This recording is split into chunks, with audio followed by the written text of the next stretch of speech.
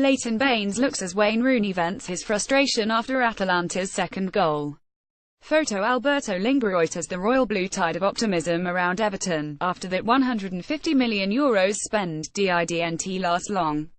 This was a night as grey as Everton's dreadful kit and Ronald Koeman's expensively assembled squad were embarrassed by a team on their first foray in Europe for 26 years.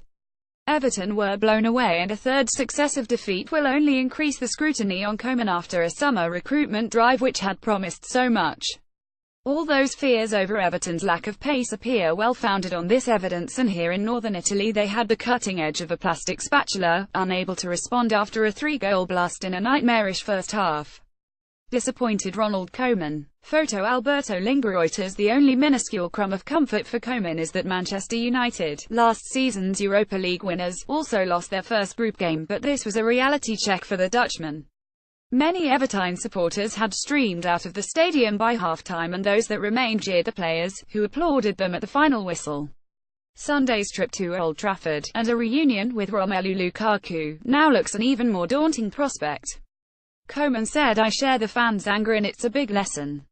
This was a wake-up call, if not the problem is much bigger. The team is far away from what we need to show. You can find excuses about young players, but most of the players are not at the level we expect." What I saw on the pitch was a big difference between Atalanta and Everton in belief, confidence, aggression and passion. Everton's Nikola Vlasic battles for the ball with Atalanta's Remo Freuler. Photo Alberto Lingbereuters. So that's a question to myself, what I did wrong. It's easier to criticize the players, the team, and individual mistakes, but the team was not prepared well for what it saw in the first half. It could have been even worse for Everton, and the sad truth is that Atalanta had the cigars out after half-time, the game won after a one-sided opening 45 minutes. Fourth in Serie A last season, Atalanta's fans will have savoured the 2-hour drive back to Bergamo after such a memorable night. With their own stadium under renovation, Atalanta will play all their European games 120 miles away in Reggio Emilia, but the atmosphere felt like a home tie. Everton were under pressure from the start, with goalkeeper Martin Stekelenburg overworked in a rare appearance, tipping over a header from Phil Jagielka threatening to arc into the net after just 100 seconds.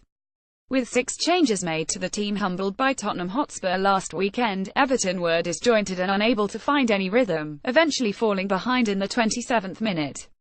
Stekelenburg had saved brilliantly from close range to deny Andrea Masciello, yet from the resulting corner, the Atalanta left-back could not miss from barely a yard out after the ball took a deflection off Jagielka. Endeavour Atalanta, playing with width and endeavour, increased the lead 4 minutes before half-time after a stunning strike from their talisman. Alejandro Gomez, known as Papu, was given far too much space to curl the ball into the far corner from 25 yards. The third goal came just before the break as Brian Cristante exploited defensive hesitancy to advance into the area and direct the ball to the right of Stekelenburg.